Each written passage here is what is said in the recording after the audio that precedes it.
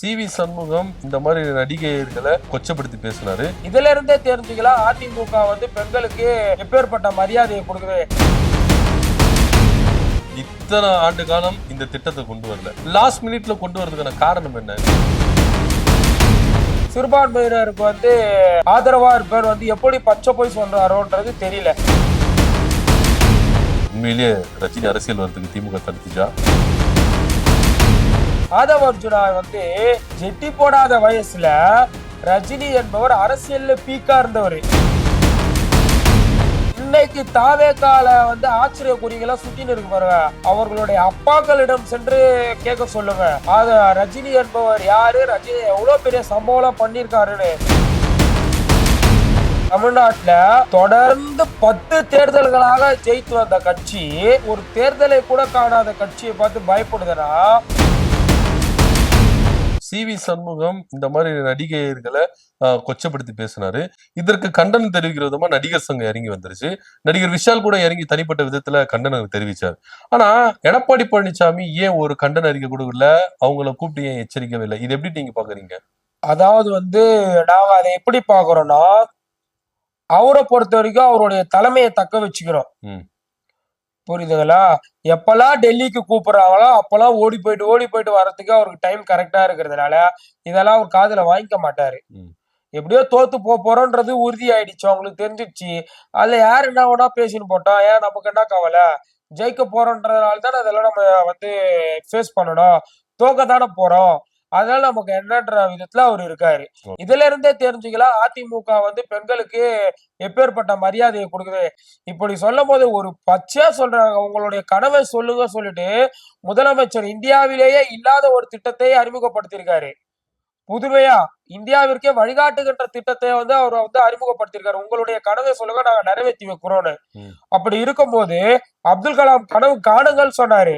இவர் என்ன சொல்றாரு, நீ கனவு காணு, அதுக்கான நடவடிக்கை நீ அதை எங்க கிட்ட சொல்லு, அதுக்கான ப்ரொசீஜர் என்னவோ அதை பண்றோம் சொல்லிட்டு அந்த ஒரு விதத்துல இவர் திட்டத்தை சொன்னா, இவங்க இவங்களை கேட்டா கொடுப்பாரா அவங்கள கேட்டா கொடுப்பாரான்னு இவர் அந்த அவ்வளவு அறிவு, அதுதான் அவங்களுடைய அறிவு.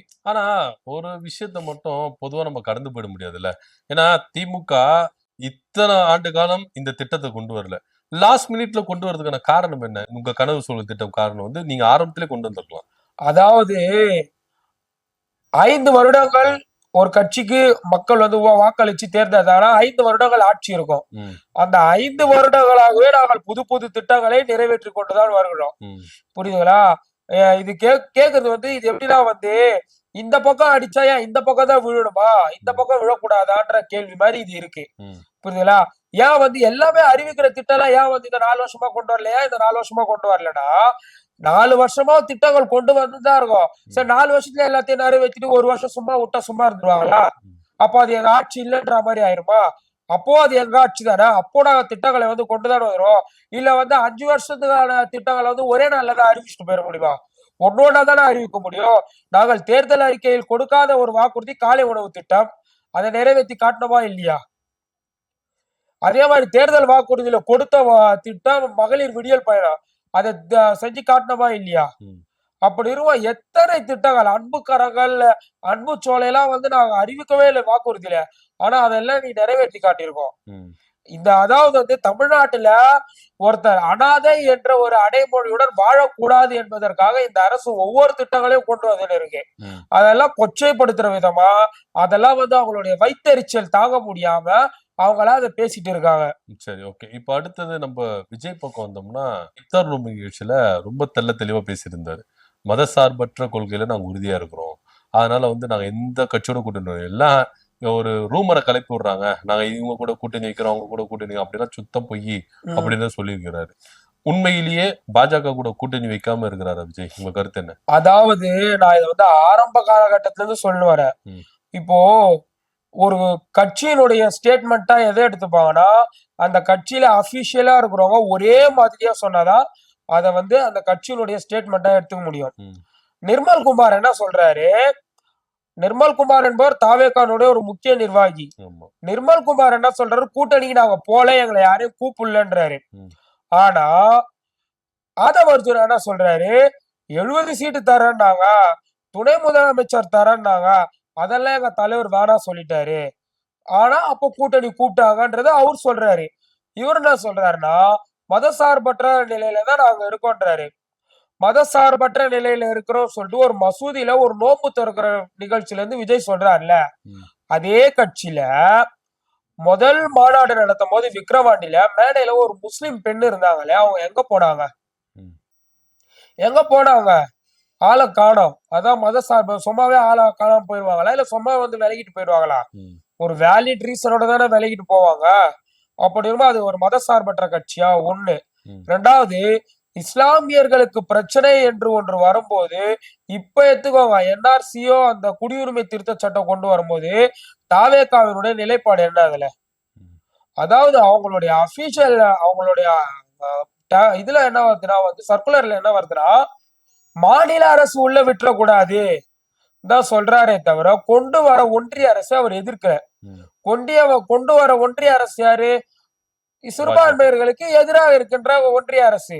அவர்களுக்கு வந்து இவரு வந்து எதுவுமே வந்து கண்டனத்தையோ, வருத்தத்தையும் தெரிவிக்காம, இவரு எப்படி வந்து சிறுபான்மையினருக்கு வந்து ஆதரவா இருப்பார் வந்து எப்படி பச்சை பொய் சொல்றாரோன்றது தெரியல. ம். ஏன்னா அவரு பொய் பேசி பழக்கம் ஆயிடுச்சுல. அதனால வந்து அதே ஃப்ளோல அடிச்சு விட்டுட்டு ஏன்னா இருப்பாரு. இப்போ அன்னைக்கு காலையில இப்தார் நிகழ்ச்சி புசியானது தலையில குல்லா போட்டு கலந்துக்கிறாரு. ஈவினிங் நைட்டு அம்மன் கோயிலுக்கு போறாரு. இவங்க இரட்டை வேடம் போடுறாங்களா இவங்க? அது வந்து நடுநிலையா இருந்து சொன்னா அத வந்து அப்படி சொல்ல முடியாது. ஏன்னா வந்து மொத்தமா தாவேக்காக்கு எதிரா நான் என்னுடைய கருத்த பதிவுபடுத்த முடியாது. ம், காலையில வந்து குல்லா போட்டுட்டு தொறக்கிறது, நைட்டு வந்து அவங்க வந்து அம்மன் கோயிலுக்கு போறது, மதியம் அவங்க சர்ச்சுக்கு போனா கூட அது பெரிய விஷயம் இல்ல. அது அவங்களுடைய விருப்பம். ம், புரியுதுங்களா? ஆனால் நாங்கள் மட்டும் தான் சிறுபான்மையினருக்கும் மத சார்பின்மை கொள்கையை கடைபிடிக்கிறோம்னு போலி பின்பத்தை காட்டக்கூடாதுன்னு தான் நாங்க சொல்றோம். ம், நீ போ, வா அதெல்லாம் உன் விருப்பம். அப்படியே போனாலும் நல்லதுதான். ம். நீ அத உண்மையா இருந்துனா நாங்க எந்த விமர்சனம் பண்ண மாட்டோம். உங்களுக்கு நாங்க ஆதரவு தெரிவிப்போம். ஓகே. ஆனால் நீங்கள் போலியான பின்பத்தை பின்பப்படுத்துறீங்க. ம், நாங்க தான் சிறுபான்மையினர் நல்லவங்க. அதுதான் வந்து அந்த முதல் மாநாட்டு மேடையில இருந்த அந்த இஸ்லாமிய பெண் விலகி போனது, அது இல்லாம வந்து குடியுரிமை திருத்த சட்டத்துக்கு அவர் எந்த ஒரு கண்டனமும் தெரிவிக்காம இருந்ததுக்கெல்லாம் ம். அதுதான் சாட்சியா இருக்குது. சரி, ஓகே. சோ அப்ப இப்படியா இருக்கும்போது ஆதவ அர்ஜுனா திடீர்னு ரஜினிய தாக்கி பேசுறாரு. ரஜினி வந்து அரசியலுக்கு வர்றதுக்கு இருந்தாரு. அது தடுத்து வந்தது யார் பாத்தீங்கன்னா திமுக தான். திமுக தான் ரஜினி அரசியலுக்கு வர்றதை தடுத்தாங்க. ஆனா எங்க தலைவர் அப்படி இல்ல. எதிர்த்து நிக்கிறாரு அப்படின்னு ஒரு ம். குற்றச்சாட்டு. உண்மையிலேயே ரஜினி அரசியல் வர்றதுக்கு திமுக தடுத்துச்சா? அதாவது வந்து ஆதவ அர்ஜுனா என்பவர், ம், அவர் வந்து திட்டாத ஆளே கிடையாது. திட்டிட்டு அடி வாங்காத ஆளே கிடையாதுன்னு நம்ம சொல்லலாம். நக்கீரன் கோபால வலிச்சாரு, ம், அடி வாங்கி உக்காந்தாரு. கலைஞருடைய கைது அநாகரீக கைதை பற்றி பேசினாரு, ம், அடி வாங்கின்னு உக்காந்தாரு. ரஜினிகாந்தினுடைய விஷயத்துக்கு வந்து அடி வாங்கின்னு அமைதியா மன்னிப்பு கேட்டு பகிரங்கமா மன்னிப்பு கேட்டு அமைதியா இருக்காரு. அந்த விதத்துல பார்த்தோம்னா, ஆதவ அர்ஜுனா வந்து ஜெட்டி போடாத வயசுல ரஜினி என்பவர் அரசியல்ல பீக்கா இருந்தவரு. ம், இன்னைக்கு தாவேக்கால வந்து ஆச்சரிய குறிகளா சுத்தின்னு இருக்கு பாருங்க. அவர்களுடைய அப்பாக்களிடம் சென்று கேட்க சொல்லுங்க. அத ரஜினி என்பவர் யாரு? ரஜினி எவ்வளவு பெரிய சம்பவம்லாம் பண்ணியிருக்காருன்னு. இல்லன்னா வந்து அதிமுக காரங்க கிட்ட கேட்க சொல்லுங்க. ரஜினியுடைய சம்பவம்லாம் எந்த மாதிரியான சம்பவம்? ஆட்சி மாற்றத்திற்கான ஆ ஒரு நிலையெல்லாம் வந்து ரஜினி வந்து உருவாக்கி கொடுத்தாருன்றத தாவேக்காவுல இன்னைக்கு இருக்கிறானுங்க பாருங்க தற்கூரிங்க. அவனுங்களுடைய அப்பாவ கிட்ட போய் கேட்க சொல்லுங்க. ரஜினி யாரு? அவர் எப்படி பண்ணாரு? என்னென்ன செயல்கள்லாம் செஞ்சிருக்காரு? புரியுதுங்களா? அப்படி இருக்கும்போது ஆதவ அர்ஜுனா என்பவர் எல்லார பத்தி தான் சீண்டுறாரு. ம். எல்லார்கிட்டயும் அடி வாங்கிட்டு தான் உட்கார்ந்து இருக்காரு. ஓகே. இப்ப நீங்க நக்கீரன் கோபால பத்தி சொன்னீங்க. அவரு ஒரு விவகாரம் வந்து கரூர் சம்பவத்துல இருந்து ஒரு விஷயத்த அழுத்தம் திருத்தமா சொல்லிட்டு இருக்காரு. கரூர்ல ஜனநாயகன் பட ஷூட்டிங் நடந்துச்சு. அதுக்காகத்தான் இவ்வளவு கிரவுட் எல்லாம் கிரியேட் பண்ணாங்க அப்படின்றது தொடர்ந்து சொல்லிட்டு இருந்தார். இத வந்து தாவேகா தரப்புல இருந்து மறுத்துட்டே இருந்தாங்க. ஆதவர்ஜுனா போன்றவங்களும் மறுத்துட்டே இருந்தாங்க. மாட்டிக்கினாங்களே இப்போ வீடியோ வெளியாகி ரொம்ப வெட்ட வெளிச்சமா மாட்டிக்கினாங்களே. போச்சு. ம், அததானே நக்கீரன் கோபால் அன்னையில இருந்து சொல்லிட்டு இருக்காரு. ம், அவர் அன்னைக்கு சொன்னதான் இவனுங்க தீர விசாரணை பண்ணி தேடி கீடி இன்னைக்கு கண்டுபிடிச்சிருக்காங்க. அவர் என்ன நிலவரன்றத அன்னைக்கே சொல்லிட்டாரு. ம், ஆனா இவங்க அதை நம்பாம விசாரணை பண்றோம் சொல்லிட்டு விசாரணை பண்ணி இன்னைக்கு தேடி கண்டுபிடிச்சிருக்காங்க. அப்படி இருக்கும்போது அவர் என்ன சொல்றாருன்னா, இதுல என்னையோ ஒரு மனுதாரராவோ இல்ல என்னையோ ஒரு சாட்சியாவோ சேர்த்துக்கோங்கன்றாரு. ம், ஏன்னா வாயை வச்சுட்டு சும்மா இல்ல. யாரு? ஆதவ அர்ஜுனா. ம், மீசகாரு கீசகாருன்னாரு. மீசக்கார அவர் வேலையை காட்டுறாரு. ம். ஆதவர்ஜுனாவுக்கு நான் சொல்லிக் கொள்றது என்னன்னா, ஆனா ஆதவர்ஜுனா அவர்களே, நீங்கள் அரசியலுக்கு வருவதற்கு முன்பே மிகப்பெரிய மீச வச்சிருந்தாரு வீரப்பன் சொல்லிட்டு ஒருத்தரு. அவரை போய் நேர்ல பார்த்துட்டு வந்து தில்லான ஆளு நக்கீரன் கோபால் அவர்கள். நக்கீரன் கோபால் எவ்வளவோ பெரிய பெரிய உண்மைகளை எல்லாம் தீர விசாரிச்சு சொல்லியிருக்காரு. அவரை போய் நீ நோண்டுறிய, அவர் சும்மா இருப்பாரா உன்னை வச்சுக்க? நீ பேசுற பேச்சுக்கலாம் ம். அதான் உன்னை நோண்டி நொங்க எடுக்கிறாரு. இப்போ ஏன்னா அவர் ஒரு பத்திரிகையாளர். ம். புரியுதுங்களா? அவருக்கு எல்லா விஷயமும் தெரியும். அப்படி இருக்கும்போது இவனுக்கு தொகையா மாட்டிக்கிறானுங்க. ம். மாட்டிக்க என்ன பண்றது தெரியாம முடிச்சுட்டு இருக்காங்க. இப்ப இந்த சட்டமன்ற தேர்தல்ல திமுகவுக்கு உண்மையிலேயே தாவேகா கடும் போட்டியா இருக்கா? நீங்க நினைக்கிறது என்ன? அதாவது நீங்க சொல்றது எப்படின்னா சூரியனை பார்த்து தான் கையை வச்சு மறைச்சிங்கன்னா சூரியன் மறைஞ்சிட்டதா அர்த்தம் கிடையாது. ம். தான் கண்ணுதான் மறைஞ்சிருக்கிறதா அர்த்தம். அப்படிதான் நீங்க சொல்றது இருக்கு. ம். எப்படி தொடர்ந்து தமிழ்நாட்டுல தொடர்ந்து 10 தேர்தல்களாக ஜெயித்து வந்த கட்சி இந்த ஒரு கட்சியை பார்த்து, அதுவும் ஒரு தேர்தலை கூட காணாத கட்சியை பார்த்து பயப்படுதுன்னா, சூரியனை பார்த்து நம்ம நம்ம கண்ணை மறைச்சுக்கிறோம் தான் அது பேரு. சூரியன் மறையுதுன்ற பொருள் ஆனா ஆவாது. நீங்க விமர்சிக்கவும் மாட்டீங்களே. இதே தாவேகா ஒவ்வொரு மேடைகளிலும் முதல்வர் அவர்களையும், துணை முதலமைச்சர்களையும், அமைச்சர்களையும் கடுமையான சொற்களை கொண்டு விமர்சிக்கிறாங்க. நீங்க எதிர்வினை ஆற்ற மாட்டீங்களே. ஏன் விமர்சிக்கணும்? அதெல்லாம் ஒரு ஆக்கப்பூர்வமாகவோ ம். அல்லது ஒரு தார்மீக ரீதியில இருந்தா நாங்க பேசலாம். ஏங்க இப்போ சிஎம் ஒரு தொண்டனை இழக்கிறது ஒரு தலைவன் விரும்ப மாட்டான். அதனால இது அரசியலாக்காதீங்க அப்படின்னு சொல்லிட்டு கரூர் விவகாரத்துல ஒரு விஷயத்த சொல்றாரு. ஆனா விஜய் அவர்கள் ஏன் சிஎம் சார் என்ன கரூர் விவகாரத்துல மாட்டி விட்டீங்க அப்படின்னு சொல்றாரு. இதை கண்டிச்சிருக்கலாமே. அதான் தற்கூரி தானோ. அது அபண்டமான ஒரு பொய் தானே அது சொல்றாரு. கண்டிச்சிருக்கலாமே. சிஎம்னுடைய பெருந்தன்மை. அந்த பெருந்தன்மையை கொச்சப்படுத்துறதும் விஜய் பேசுறாரு. அதுதான் Stalin is more dangerous than Karunanidhi. பேசுறதெல்லாம் எவ்வளவு வேணா பேசு. புரியுதுங்களா? அதுக்கெல்லாம் சேர்த்து எலெக்ஷன் மே 4 திராவிட முன்னேற்ற கழகம் வெற்றி பெறும். மே 5 இருக்கு. அதுல நீங்க திருப்பி பதிலடி கொடுப்பீங்களோ? அதாவது அப்படி சொல்ல முடியாதுங்க. அவர்களுடைய எண்ணம் என்ன? இதுலயும் CM Stalin is more dangerous than Karunanidhi தான் தெரியுது. இப்ப இவங்க பேசுனா என்ன சொல்லுவாங்க? அவங்க பாருங்க பயந்துட்டாங்க, எங்களுக்கே அவங்க ரிப்ளை பண்றாங்கன்னு. அதனால இவர் என்ன பண்றாரா, நீ எவ்வளவு பேசுறியோ பேசுறாஜா, நீ பேசுறது மூலியமா மக்கள் நீ யாருன்றத புரிஞ்சுப்பாங்க. சென்சார் விஷயத்துல அவரே வாய் திறக்கல, ஆனா சிஎம் கண்டனம் தெரிவிச்சாரு. புரியுதுங்களா? அதுல பேச விட்டு வேடிக்கை பாக்குறாரு சிஎம். ஏன்னா நீ பேசுறது மூலியமாவே நீ யாருன்றத மக்கள் தெரிஞ்சுப்பாங்கன்னு சொல்லிட்டு அவர் அமைதியா இருக்காரு. அப்படி நீங்க சொல்றத வச்சு பார்த்தா 2026ல தாவேகா திமுகவுக்கு சவாலா இருக்காது நீங்க சொல்றீங்க.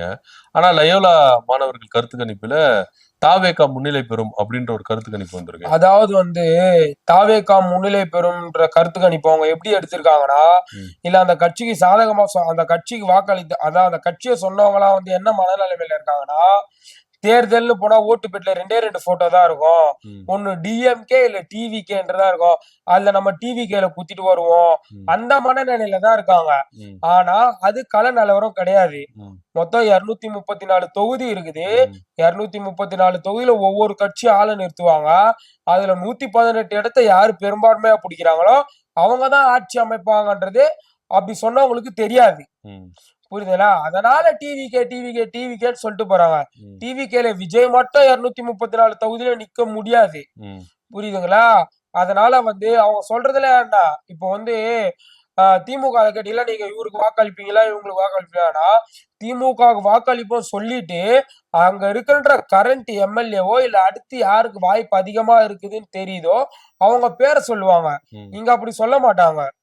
இப்ப மேலூர் தொகுதின்னு எடுத்துக்கோங்க எக்ஸாம்பிள். மேலூர் தொகுதியில யாருக்கு வாய்ப்பு இருக்குன்னு கேட்டா அதிமுகனா அவங்க கேண்டிடேட் பேர் சொல்லுவாங்க, இவங்க கேண்டிடேட் பேர். இவங்களால அப்படி சொல்ல முடியுமா?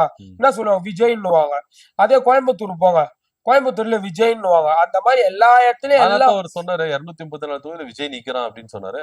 அது சாத்தியமா? அது அப்படி சாத்தியமா இருந்தா ஸ்டாலின் அவர்களும் சொன்னாரு 234 தொகுதியில அதாவது நான் நிக்கிறதா நினைச்சு வேலை செய்யுங்கன்னு சொன்னாரு. நான் நிக்க போறேன்னு சொல்லல. இவர் அப்படி சொல்ல, நான் தான் நிக்கிறேன் 234 தொகுதியில. நான் தான் நிக்க போறேன்ற வார்த்தைக்கும் நான் தான் நிக்கிறதா நினைச்சு வேலை செய்யுங்கன்ற வார்த்தைக்கும் நிறைய டிஃபரன்சியேஷன் இருக்கு. புரியுதுங்களா? அப்படி இருக்கும்போது அவர்களுடைய எண்ணம் எல்லாம் எப்படின்னா இவங்க 2 பேர் தான் ஓட்டு பேட்டில இருப்பாங்க, அதுல இவங்களை போய் குத்திட்டு வந்தா இவர் முதலமைச்சர் ஆயிடுவான்ற நினைப்பில் இருக்காங்க. அது கண்டிப்பா நடக்கவே நடக்காது, வாய்ப்பும் இல்லை. சரி, பொறுத்திருந்து பார்க்கலாம். தாவேகா வந்து திமுகவுக்கு சவாலா இருக்குதா இல்ல தோத்து போறாங்களா அப்படின்றத பொறுத்திருந்து பார்க்கலாம். ரொம்ப நன்றி, வணக்கம். நன்றி.